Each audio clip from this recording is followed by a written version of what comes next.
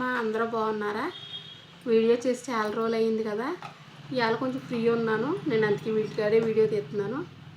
ఇది వచ్చేసి మా పాప మన మదీనా వెళ్ళినప్పుడు వైట్ది బాగుందమ్మా, ఎల్లో కలర్ చక్కగా బొట్టు బొట్టులా వచ్చి తీసుకుంటానుంది. ఇప్పుడు ఖాళీ ఉంది కానీ కట్ చేసి నేనే కుట్టుకుంటాను అంది. అందుకని దానికి చెప్తున్నాను, అందుకే వీడియో తీసి పెడుతున్నాను. ఈ ఫ్రాకు కొంతమంది ఏమనుకుంటారు రెడీమేడ్ బాగున్నాయి, అలా మనకు రాదని. మనకి ఇంట్లో చిన్న మిషన్ ఉన్నా చాలు, పీస్ తెచ్చుకుని మనం అందంగా కుట్టేక అదే అందంగా కనిపిస్తుంది. ఇక హ్యాండ్స్ ఇది ఇలా కట్ చేసి ఫుల్ హ్యాండ్స్ కావాలంది.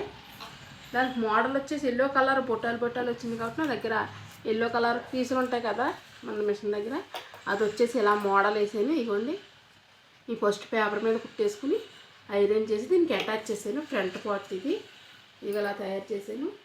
కింద వచ్చేసి మనకి లెంత్ ఎక్కువ లేదు, పీసు 2.5 ఎంత ఉంది, 200 పడ్డది, తక్కువ రేట్లో పడ్డది మనకి.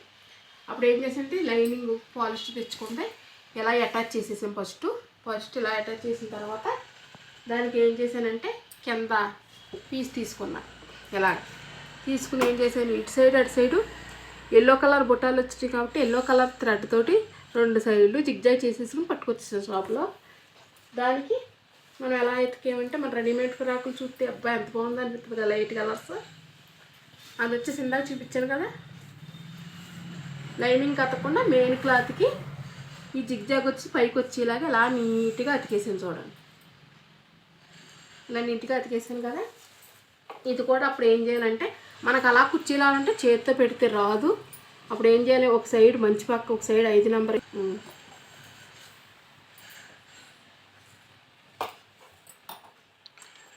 చిన్న కుర్చీలు ఎలా వస్తాయా, ఎలా అతకాలా, మన చేతితో రావు కదా అనుకోకండి.